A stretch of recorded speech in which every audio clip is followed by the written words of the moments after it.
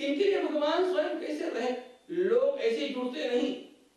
आप कौड़ी कौड़ी करके धन इकट्ठा कर सकते हैं, आप पुस्तकें पढ़ पढ़ करके ज्ञान इकट्ठा कर सकते हैं, लेकिन जब तक आप लोगों के लिए जीते नहीं, जब तक आप लोगों के सुख दुखों में सहभागी होते नहीं, लोग आपके साथ जुड़ते नहीं। और बिना लोगों के जुड़े कोई महान कार्य करना संभव ही नहीं है। भगवान श्री राम इन सब वानर भालुओं के साथ कितना सामान्य जीवन व्यतीत करते हैं। भगवान श्री कृष्ण स्वयं वीआईपी के रूप में रह सकते थे। भाई मेरा टिफिन अलग होगा, मैं तो अपने घर का आया हुआ, लेकिन श्रीमद् भागवत में हम देखते हैं भगवान जानबूझ करके सबके घर की आई हुई उस रोटी को मिलाते हैं और सब फिर बांट करके खाते हैं। What is this? सहनो भुनक्तु का यह सिद्धांत भगवान ने अपने जीवन में उतारा। किस लिए उतारा? उसके बिना मैं लोगों को बांध नहीं सकता, उसके बिना टीम स्पिरिट जागरूक हो नहीं सकता, लोगों को मेरे लिए आत्मीयता निर्माण हो नहीं सकती। भगवान श्री राम नीचे बैठे हैं, जब शुक सारण को लाया गया तो शुक सारण दृश्य को देख करके चकित हो गए कि ये हम लोग क्या देख रहे हैं। जब भगवान श्री राम का इतना बड़ा नाम हम सुन रहे थे, वे श्री राम पेड़ के नीचे बैठे हैं। प्रभु तरु तर कपिडार, बंदर ऊपर बैठे हैं। उनको एकदम ध्यान में आया कि हमारी लंका की सभा में तो ये कभी नहीं हो सकता, वहां पर तो महाराज रावण जहां पर बैठेंगे उनके इक्वल कोई बैठने की बात सोच भी नहीं सकता। रावण की सेना ये सारी वेतन लेकर के काम करने वाली सेना है, और भगवान की सेना को कोई वेतन नहीं है, लेकिन इन सब बंदर भालुओं का अंतःकरण भगवान ने इस प्रकार से जीत लिया है अपने प्रेम से, प्रेम के बल से, जिसके कारण वे स्वयं प्रभु के लिए और भगवती जानकी के लिए मर मिटने के लिए वहां पर आए। मुट्ठी भर मावलों को लेकर के छत्रपति शिवाजी महाराज ने इतनी बड़ी सल्तनत को चुनौती दे दी। इन लोगों को छत्रपति ने कैसे जोड़ा होगा? एक एक का उदाहरण बड़ा विलक्षण है।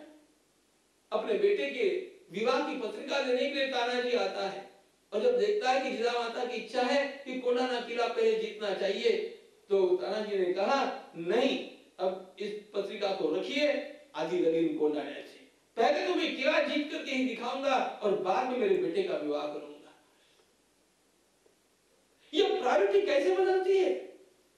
इसके पीछे उनके नेता का व्यवहार है, और यह जब तक कोई अपने साथ करे, अपने जीवन में करेगा नहीं, तब तक किसी भी महान कार्य की सिद्धि उसके जीवन में होनी ही नहीं है। बल का अर्थ सेना, सेना का अर्थ केवल वहां पर काम कर, सीमा पर काम करने वाली सेना नहीं, मेरे साथ काम करने वाले कार्यकर्ता मेरी सेना है। हम सब श्री भगवान के सैनिक हैं। इनको मैं यदि जोड़ता रहूं तभी कुछ कर पाऊंगा। भगवान स्वयं अपने जीवन की कहानी सुना रहे हैं। यदि प्रगति करनी है विभीषण, तो बल की आवश्यकता है, एक बहुत बड़े कार्यकर्ताओं की टीम की आवश्यकता है। समर्थ रामदास स्वामी ने स्वयं वर्णन करते हुए कहा, नवाबाजी तारांगणे चित्त के लोग, काम करने के लिए निकलना तो हमारे पास कार्यकर्ता कितने दिखने चाहिए? जिधर देखो उधर कार्यकर्ता खड़े हैं। यह जो देख सकेगा वही महान कार्य कर सकेगा। आजकल लीडरशिप के बारे में बहुत लिखा जाता है, ऑर्गेनाइजेशन के बारे में बहुत लिखा जाता है। मैं सब पुस्तकें जब थोड़ी थोड़ी देखता हूं, सुनता हूं, टटोलता हूं, तो मुझे समर्थ रामदास स्वामी के दासबोध की याद आती है। दासबोध जैसा कोई भी ग्रंथ ऑर्गेनाइजेशन के लिए संसार में लिखा ही नहीं गया। कैसे लोगों को जोड़ा जाए?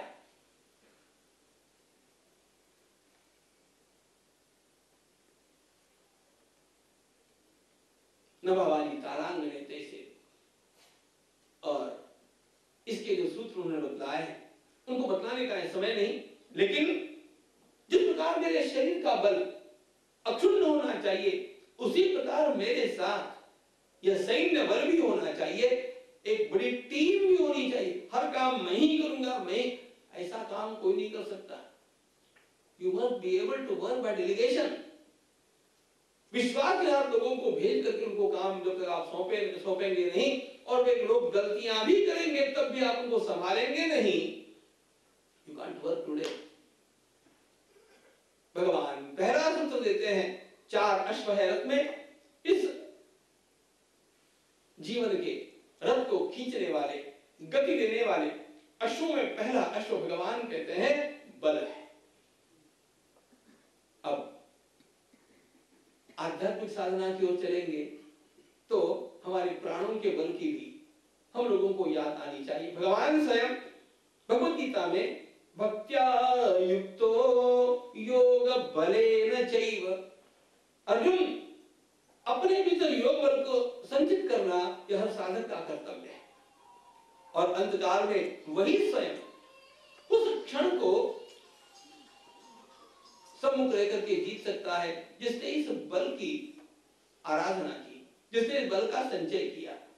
हमारे प्राण का बल, किस प्रकार हमारे प्राण का बल क्षीण होता है, उसको कैसे संचित किया जाए, उसके लिए हमारे शास्त्रकारों ने हम लोगों को प्राणायाम की विधाएं दी। अरे प्राणायाम एकाध दिन करके काम नहीं होता है, इसको भी दीर्घकाल करते रहेंगे हमारा प्राण बल घटेगा नहीं। और